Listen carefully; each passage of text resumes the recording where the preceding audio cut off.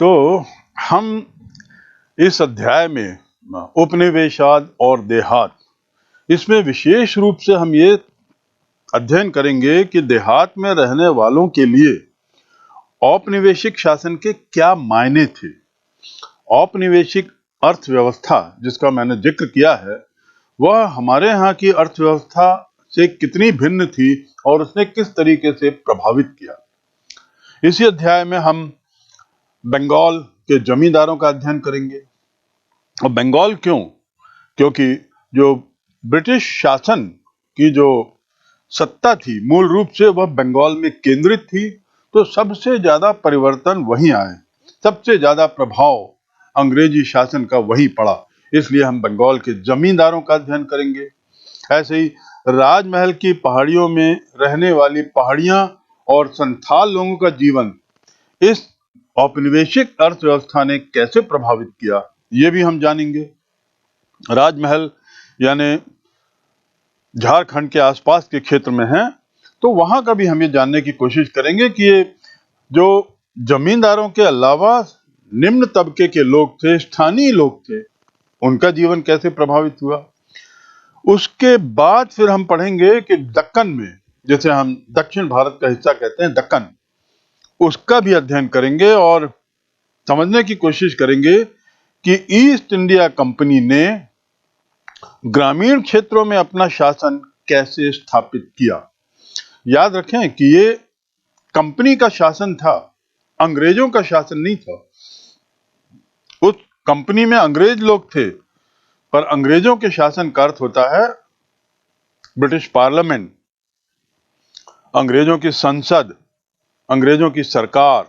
ऐसा यहां नहीं था। यहां तो ईस्ट इंडिया कंपनी, जो एक व्यापारिक कंपनी थी, उसने अपने शासन के मातहत कैसे ग्रामीण क्षेत्रों को प्रभावित किया, अपने राजस्व नीतियों को यानी कर संबंधी नीतियों को उसने कैसे यहां पर स्थापित किया। बंगाल से शुरू होकर किस प्रकार से कर संचालन, कर व्यवस्था में उसने परिवर्तन लाया, किस प्रकार भिन्न भिन्न वर्गों को लोगों के लिए ये जो राजस्व नीति बनी, इसके क्या मायने थे, कैसे प्रभावित किया विभिन्न वर्गों को। जमींदारों को तो है ही, संथाल और अन्य निम्न वर्ग के राजकमल के लोगों को भी हम, राजमहल के लोगों को भी हम जानेंगे, लेकिन और अन्य वर्गों के लिए भी ये राजस्व नीति का क्या मायने रखती थी और इनमें जो परिवर्तन हुए उसमें अंग्रेजों ने अपने को कैसे ढाला। ये एक बहुत रोचक विषय है, रोचक बिंदु है। सरकारी अभिलेखों के अध्ययन के आधार पर हम ये भी पता लगाने की कोशिश करेंगे कि भारत में उपनिवेशवाद की स्थापना ने भारतीय ग्रामीण समाज को यानी पूरे तबके को किस प्रकार, पहली बात, और किन रूपों में प्रभावित किया। तो एक बहुत बृहद अध्ययन होगा। और जैसा पहले बताया गया, उपनिवेशवाद का मूल उद्देश्य ही होता है आर्थिक शोषण, आर्थिक संसाधनों का दोहन। तो सबसे ज्यादा प्रभावित ब्रिटिश सत्ता या ईस्ट इंडिया कंपनी के आने से आर्थिक क्षेत्रों में पड़ा। तो इस आर्थिक क्षेत्रों के क्या प्रभाव रहे, किन किन रूपों में प्रभाव रहे, इसे हम सरकारी अभिलेखों के अध्ययन के आधार पर ही जानेंगे, क्योंकि वही हमारे पास सबसे अहम सूत्र हैं। औपनिवेशिक अर्थव्यवस्था को समझने से पहले हम चलिए थोड़ा समझते हैं, कोशिश करते हैं कि उपनिवेश क्या है, उपनिवेशवाद का क्या अर्थ है, उपनिवेश किसे कहते हैं। जैसा कि शब्द से स्पष्ट है, उपनिवेश,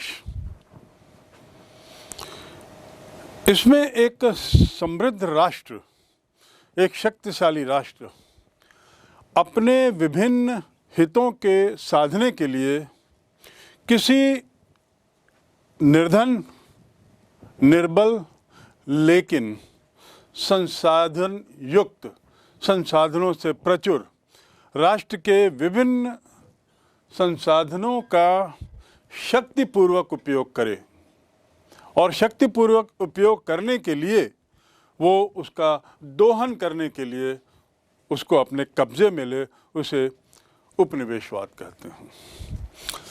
यदि हम उसको परिभाषा को हम गौर से देखें तो इसके कुछ तत्वों को समझने की कोशिश करें। पहला, ये एक सशक्त राष्ट्र द्वारा ही संभव है। सशक्त क्यों? क्योंकि यदि मुझे किसी अन्य देश पर कब्जा करना है तो निश्चित रूप से सैन्य दृष्टि से और अन्य रिसोर्सेज की दृष्टि से, अन्य स्रोतों की दृष्टि से मुझे मजबूत होना पड़ेगा। आर्थिक रूप से भी मजबूत होना पड़ेगा, क्योंकि कब्जा करने के लिए, कहीं जाने के लिए, कहीं हमला करने के लिए और उस पर अपना शासन बनाने के लिए प्रारंभ में काफ़ी खर्च करना पड़ता है। तो एक समृद्ध राष्ट्र होना जरूरी है। दूसरा, अपने खुद के हित के लिए होता है। हम थोड़ा पीछे की ओर जाएं, प्राचीन काल की ओर, जब बड़े बड़े सम्राट बड़े बड़े साम्राज्य तैयार करते थे, जब वो साम्राज्य बनाते थे, चाहे हम पुराने साम्राज्य ले लें, मंगोलों का साम्राज्य, हर्षवर्धन का साम्राज्य, या वहाँ टाटार लोगों का साम्राज्य, ऑटोमन एम्पायर, ये हम कोई सा भी ले लें, तो हम पाएंगे कि ये पूरे क्षेत्र पर एक रूप अधिकार रहता था, एक तरीके से शासन करते थे और किसी एक क्षेत्र का दोहन करने के उद्देश्य से नहीं होता था। इसका उद्देश्य मात्र ये होता था पुराने समय में अपनी ज्योग्राफिकल क्षेत्र को, अपने भौगोलिक सीमा को बढ़ाना। लेकिन उपनिवेशवाद में कुछ और दूसरा है। अपने स्वयं के हित के लिए, अपने स्वयं के विकास के लिए किसी अन्य देश पर हमला कर उसे कब्जा करना। तो दूसरा बिंदु आपको स्पष्ट हो गया कि यह स्वहित के लिए होता है, स्वांतः सुखाय, अपने सुख के लिए यह हमला होता है, अपने सुख के लिए कब्जा होता है। तीसरी बात, यह उपनिवेशवाद में शक्तिशाली राष्ट्र निर्बल राष्ट्रों पर हमला करते हैं, निर्बल राष्ट्रों को अपने मातहत लाते हैं, निर्बल राष्ट्रों को अपने कब्जे में लेते हैं। लेकिन जरूरी यह है कि वह निर्बल राष्ट्र प्राकृतिक संसाधनों की दृष्टि से बहुत ताकतवर हो, अर्थात पर्याप्त प्राकृतिक साधनों से भरा हुआ हो, ताकि उनका दोहन किया जा सके और उन प्राकृतिक संसाधनों का उपयोग शक्तिशाली राष्ट्र अपने राष्ट्र में, अपने देश में करें। तो इस प्रकार यह बात स्पष्ट है कि निर्बल राष्ट्र लेकिन प्राकृतिक संसाधनों से संपन्न राष्ट्रों पर ही इस तरीके के कब्जे होते हैं। और विकास किसका होता है? विकास होता है उस शक्तिशाली राष्ट्र का जो वैसे तो स्वयं विकसित ही है, लेकिन इन निर्बल राष्ट्रों के प्राकृतिक संसाधनों के दोहन के बल पर वह अपने विकास की गति को और तीव्र करता है, और एक राष्ट्र का जहां विकास होता है, दूसरे राष्ट्र का, निर्बल राष्ट्र का, वहां विनाश होता है। तो अब ये बात स्पष्ट हो गई कि संसाधनों के शक्ति के बल पर दोहन करना उपनिवेशवाद में एक आवश्यक चीज है। उपनिवेशवाद का एक पहलू और है, और वह है कि उपनिवेश जो है, वहाँ की जो जनता है, उस पर औपनिवेशिक शासन की सत्ता हो जाती है। यानी उपनिवेश की जनता शक्तिशाली औपनिवेशिक राष्ट्र द्वारा शासित हो जाती है और उनके इशारों पर कार्य करती है, उस औपनिवेशिक शासन की भलाई के लिए कार्य करती है। उम्मीद है उपनिवेश की परिभाषा आपको स्पष्ट हो गई है, और ये कब्जा पुराने साम्राज्य काल में किए गए कब्जों से कैसे भिन्न था, यह भी स्पष्ट हो चुका है। वस्तुतः किसी शक्तिशाली राष्ट्र द्वारा निहित स्वार्थ के लिए, किसी शक्तिशाली राष्ट्र द्वारा निहित स्वार्थ के लिए ही इन राष्ट्रों को कब्जा किया जाता है। इनके संसाधनों और व्यक्तियों की शोषण की व्यवस्था को ही हम उपनिवेशवाद कहते हैं। ये जानने के बाद कि उपनिवेश क्या है, उपनिवेशवाद क्या है, बड़े संक्षिप्त में बता दिया गया है कि किसी शक्तिशाली राष्ट्र द्वारा निहित स्वार्थ हेतु, स्व के स्वार्थ के हेतु निर्बल राष्ट्र के ऊपर उनके संसाधन और व्यक्तियों का बलपूर्वक दोहन ही उपनिवेशवाद कहलाता है। ये जानने के बाद कि उपनिवेशवाद क्या है, एक उदाहरण जिसे हमें दूर नहीं जाना पड़ेगा वह है भारत। भारत स्वयं भी अंग्रेज शासन का उपनिवेश रहा। 1757 में प्लासी के युद्ध के बाद से 1947 तक का ये जो लगभग 200 साल का कार्य, 190 साल का जो कार्यकाल अंग्रेज़ों का रहा, वह उपनिवेशवाद का कार्यकाल था। अर्थात अंग्रेज़ों ने भारत पे कब्जा इसलिए नहीं किया कि वे ब्रिटिश साम्राज्य का एक हिस्सा बनाना चाहते थे जहाँ पर सबकी भलाई हो, ऐसा नहीं था। उनका मकसद स्पष्ट था, भारत पर कब्जा करके भारत के प्राकृतिक संसाधनों का दोहन कर उसे इंग्लैंड में खपाना और अपना विकास करना।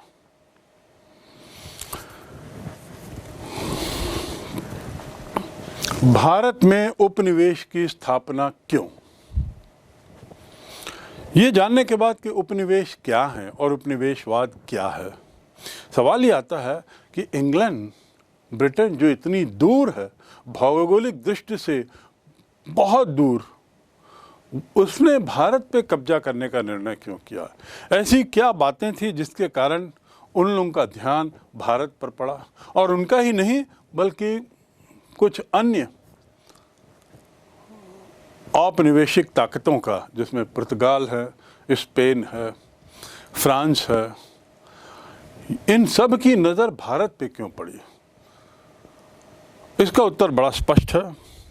पहला कि उस दौरान जिस काल की हम बात कर रहे हैं, 16वीं 17वीं शताब्दी, यानी 1500 के बाद का काल, इस काल में इंग्लैंड में औद्योगिक क्रांति शुरू हुई।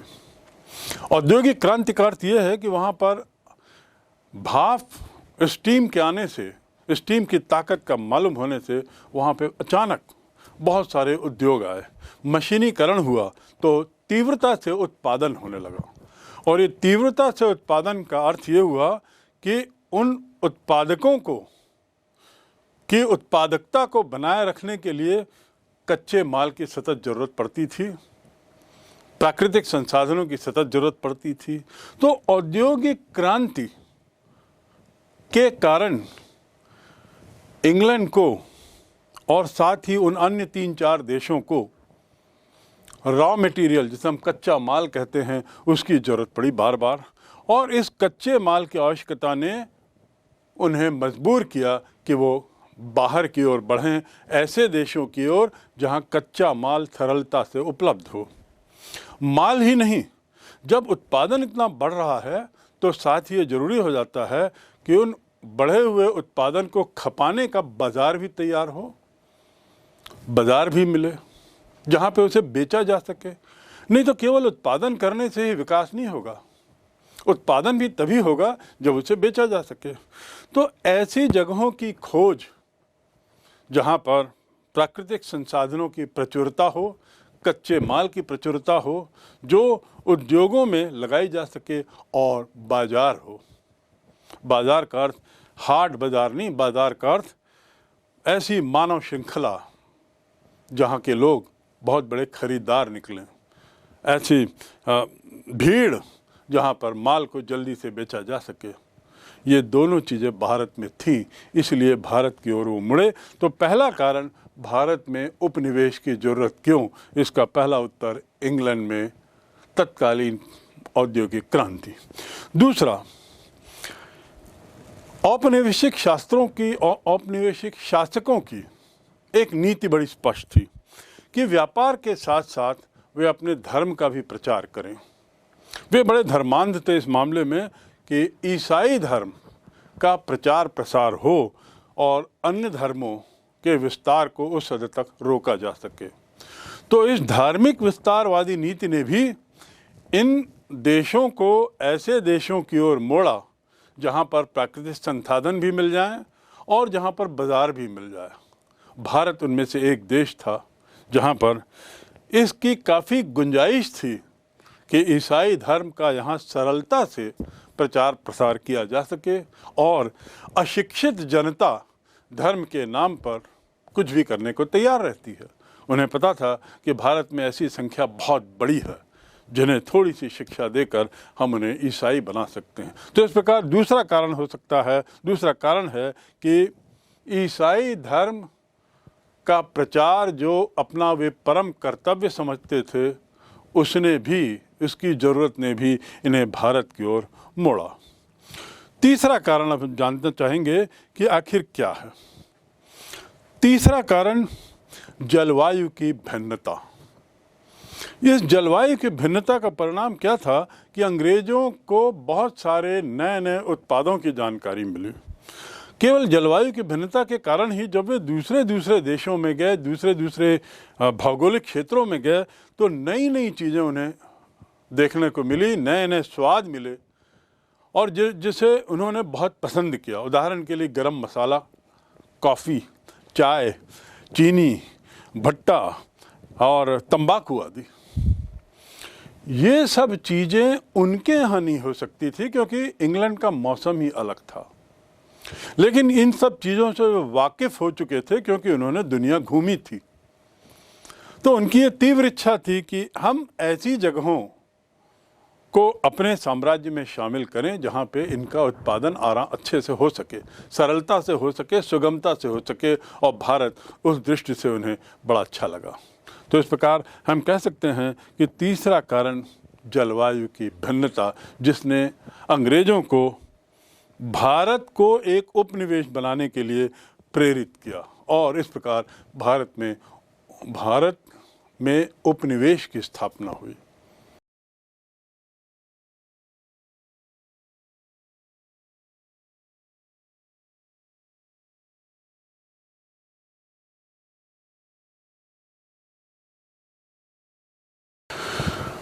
ये सब तो समझ में आता है कि भौगोलिक धार्मिक आवश्यकता, आर्थिक आवश्यकता और साथ ही जलवायु की विभिन्नता, इसने उन्हें ऐसे क्षेत्रों की ओर मोड़ा जहां वे अपने इन सब चीज़ों की पूर्ति कर सकें।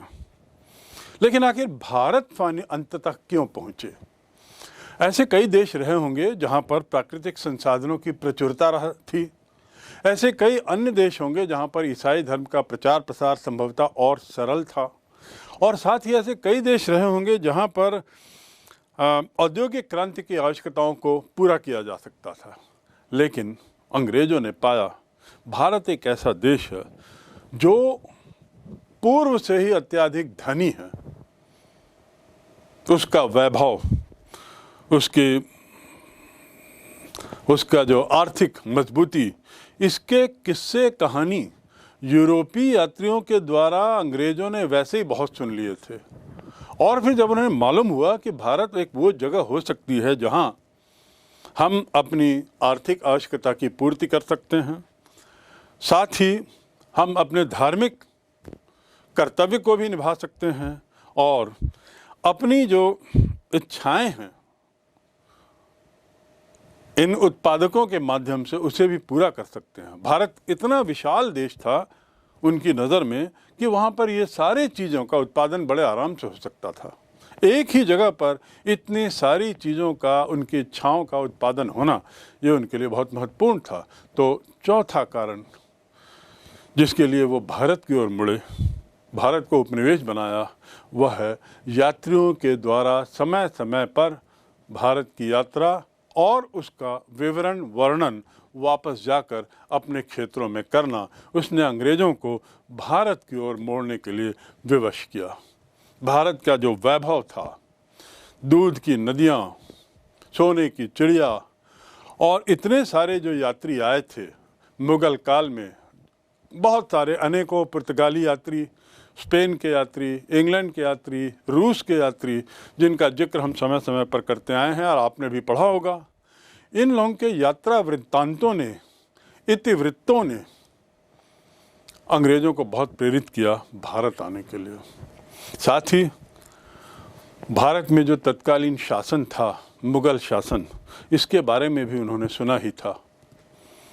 और इसलिए भी उन्होंने सोचा कि यह उस समय की दशा को देखकर भी उन्होंने सोचा होगा कि भारत आना इस समय एक सर्वश्रेष्ठ अनुभव हो सकता है, और बाद में सही साबित हुआ।